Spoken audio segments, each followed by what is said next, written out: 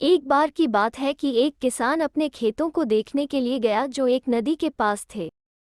उसको वहां जाकर यह देखकर बहुत दुख हुआ कि उसके गेहूं के नर्म नर्म पौधों को कई मगर कुचल ही नहीं गए थे, बल्कि काफी बर्बाद भी कर गए थे। ये मगर उसकी फसल के बीच में आराम से ऐसे पड़े हुए थे जैसे लकड़ी के लट्ठे पड़े हुए हों। यह देखकर उसको बहुत जोर का गुस्सा आ गया। उसने उनसे कहा कि वे अपने रहने की जगह पानी में चले जाएं। पर वे वहां से जाना तो दूर बल्कि और उस पर हंस दिए। रोज यही होता रहा। किसान रोज ही मगरों को अपने खेतों में आराम करता हुआ पाता, और जब वो उनसे जाने के लिए कहता तो वे वहां से जाने की बजाय उस पर हंसते। यह देखकर एक दिन उसका गुस्सा सातवें आसमान पर पहुंच गया। उसने उनको वहां से हटाने की बहुत कोशिश की, पर जब वे नहीं माने तो उसने उनको पत्थर मारकर भगाने की कोशिश की। इस पर मगरों को भी गुस्सा आ गया। वे गुस्से में भरकर उसकी तरफ दौड़े। उनको इस तरीके से आता देखकर किसान डर कर कांप गया और उनसे अपनी जान की भीख मांगने लगा। यह देखकर उनमें से जो सबसे बड़ा मगर था वह बोला, हम न तो तुम्हें और न तुम्हारे नए नए गेहूं को कोई नुकसान पहुंचाएंगे, अगर तुम अपनी बेटी की शादी हमारे राजा से कर दो तो। पर अगर तुम ऐसा नहीं करोगे तो हम तुम्हें तुम्हारे हमारे ऊपर पत्थर फेंकने के लिए खा जाएंगे। किसान की पहले तो समझ में ही नहीं आया कि वह इसका क्या जवाब दे, पर अपनी जान बचाने की खातिर वो मगरों की बात मानने पर राजी हो गया। पर जब वो घर लौटा और उसने अपनी पत्नी को बताया कि वो वहां क्या करके आया था, तो उसकी पत्नी बहुत दुखी हुई, क्योंकि उनकी बेटी चांद सी सुंदर थी और उसकी सगाई एक बहुत ही अमीर घर में हो चुकी थी। किसान की पत्नी ने अपने पति से विनती की कि वो मगरों से किए गए वायदे पर कोई ध्यान न दे और अपनी बेटी की शादी ऐसे कर दे जैसे कुछ हुआ ही नहीं। किसान राजी हो गया, पर जब शादी का दिन पास आया तो दूल्हा मर गया और इस तरह से वो मामला हमेशा के लिए खत्म हो गया। पर किसान की बेटी इतनी सुंदर थी कि और दूसरे लोग उसका हाथ मांगने के लिए आने लगे। पर इस बार उसका होने वाला दूल्हा एक लंबी बीमारी से बीमार पड़ गया। उससे जो भी रिश्ता जोड़ना चाहता उसी के साथ कुछ न कुछ बुरा हो जाता, तो किसान की पत्नी को भी यह मानना पड़ा कि इसमें जरूर मगरों का ही कुछ हाथ था। सो उसकी सलाह मानकर किसान फिर नदी के पास गया और मगरों से विनती की कि वो उसको उसके वायदे से आज़ाद कर दे। पर उन्होंने उसकी एक न सुनी, बल्कि उन्होंने उसको बहुत ही खतरनाक धमकी दी कि अगर उसने अपना वायदा तुरंत ही पूरा नहीं किया तो वे उसको और सख्त सजा देंगे। यह सुनकर किसान बहुत दुखी होकर अपने घर अपनी पत्नी के पास गया और उससे जाकर बताया कि उसके और मगर के बीच में क्या बात हुई थी। पर उसकी पत्नी फिर भी अपनी जिद पर ही अड़ी रही और अपनी बेटी को मगरों को देने से मना कर दिया। इसके अगले दिन लड़की बेचारी गिर पड़ी और उसकी टांग टूट गई। तब किसान की पत्नी ने कहा, लगता है कि ये शैतान मगर तो हमारे घर को बर्बाद करके ही दम लेंगे। उसको मरता हुआ देखने की बजाय तो अच्छा यही होगा कि हम उसकी शादी इस अजीब घर में ही कर दें। इस फैसले के अनुसार किसान अगले दिन फिर नदी पर गया और उन मगरों से कहा कि जब भी उनको ठीक लगे वे बारात लाकर उसकी बेटी को ले जाएं। अगले दिन कई मादा मगर दुल्हन के लिए एक थाली में बहुत सारे सुंदर कीमती कपड़े और मेहंदी लेकर किसान के घर आई। वे बहुत ही नम्रता से बर्ताव कर रही थीं। उन्होंने सारी रस्में बड़े सुघड़ ढंग से पूरी की। फिर भी सुंदर दुल्हन की आंखों में आंसू आ गए और वह रोकर बोली, माँ, क्या तुम मेरी शादी एक नदी में कर रही हो? वहां तो मैं डूब जाऊंगी। ठीक समय पर दुल्हन की बारात आई। सारा गांव उसकी शादी का इंतजाम देखकर आश्चर्यचकित था। लोगों ने इतने सारे मगर पहले कभी नहीं देखे थे। कुछ मगर वाद्यों पर संगीत बजा रहे थे, दूसरे मगर बहुत सारी थालियों में मिठाई लेकर आए थे। सारे मगरों ने बहुत कीमती कपड़े पहन रखे थे और इन सबके बीच था सोने और जवाहरातों से दमकता मगरों का राजा। इस सब को देखकर दुल्हन को थोड़ा संतोष हुआ, पर जब उसको सुंदर सी दुल्हन वाली पालकी में बिठाया गया तो वो फिर से बहुत रोई। फिर वे सब नदी के किनारे चले। जब वे सब नदी के किनारे आ गए तो मगरों ने दुल्हन को पानी में खींच लिया। लड़की ने यह सोचते हुए पानी में न जाने के लिए बहुत कोशिश की कि वो पानी में डूब जाएगी। वो बहुत जोर से चीखी भी, पर जैसे ही उसके पैरों ने पानी को छुआ तो वो दो हिस्सों में बंट गया। अब पानी दोनों तरफ ऊंचा उठा हुआ था और बीच में नदी की तली साफ दिखाई दे रही थी। जहां जाकर उसकी बारात गायब हो गई। दुल्हन का पिता जो उसके साथ वहां तक आया था, वही किनारे पर ही खड़ा रह गया और इस शानदार दृश्य को देखता का देखता ही रह गया। कुछ महीने बीत गए, मगरों की कोई खबर नहीं मिली। किसान की पत्नी बहुत रोई क्योंकि उसको लग रहा था कि उसने अपनी बेटी खो दी है। उसने तो यह बात सबसे कह भी दी थी कि उसकी बेटी पानी में दब गई थी और उसके पति की यह कहानी कि नदी का पानी उन सबको रास्ता देने के लिए दो हिस्से में बंट गया था, उसके अपने दिमाग की उपज थी।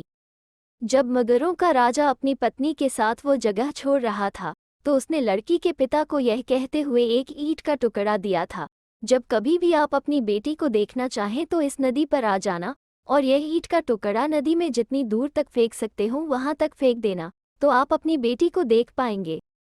किसान ने जब देखा कि उसकी पत्नी बहुत दुखी है, तो मगरों के राजा की यह बात याद करते हुए उसने एक दिन अपनी पत्नी से कहा, क्योंकि तुम अपनी बेटी के दुख में बहुत दुखी हो रही हो, इसलिए मैं खुद जाकर देख कर आता हूँ कि वो जिंदा और ठीक है कि नहीं।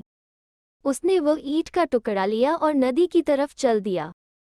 वहां जाकर उसने ईंट का टुकड़ा नदी में जितना दूर उससे हो सकता था फेंक दिया। तुरंत ही उसके पैरों के पास से नदी का पानी दो हिस्सों में बंट गया और उसमें नदी की तली तक एक सूखा रास्ता निकल आया। वो रास्ता बहुत ही आकर्षक लग रहा था। उस पर साफ रेत बिछी हुई थी और उसके दोनों तरफ फूल लगे हुए थे। किसान बेहिचक उस रास्ते पर चल पड़ा। चलते चलते वो एक बहुत ही शानदार महल के पास आ गया। उसकी छत सोने की थी, चमकते हीरों की दीवारें थीं। उसके चारों तरफ बड़े बड़े पेड़ थे, सुंदर बागीचे थे। उसके दरवाजे के आगे एक संतरी इधर से उधर चक्कर काट रहा था। किसान ने संतरी से पूछा, यह महल किसका है? संतरी बोला, मगरों के राजा का। किसान ने सोचा, चलो अच्छा है कि मेरी बेटी इतने सुंदर महल में रहती है। काश उसका पति इससे आधा भी सुंदर होता। उसने संतरी से पूछा, क्या मेरी बेटी अंदर है? संतरी ने पूछा, वो यहाँ क्या कर रही होगी? किसान बोला, उसकी शादी मगरों के राजा से हुई है, मैं उससे मिलना चाहता हूँ। संतरी यह सुनकर बहुत जोर से हंसा और बोला, बहुत सुंदर कहानी है। तुम्हारा कहना है कि मेरे मालिक ने तुम्हारी बेटी से शादी की है? हाँ हाँ हाँ। उसी समय किसान की बेटी इत्तफाक से अपने महल की एक खिड़की में बैठी थी और अपने पति के शिकार से लौटने का इंतजार कर रही थी। वो दिन की तरह खुश थी, क्योंकि तुमको मालूम होना चाहिए कि मगरों का राजा अपने राज्य में सबसे सुंदर राजकुमार था। केवल जब वो नदी के किनारे जाता था तभी वो मगर का रूप लेता था। उसकी बेटी इतने सुंदर शानदार महल में रहती थी, इतने सुंदर राजकुमार के साथ रहती थी कि उसको अपने घर की याद भी नहीं आती थी।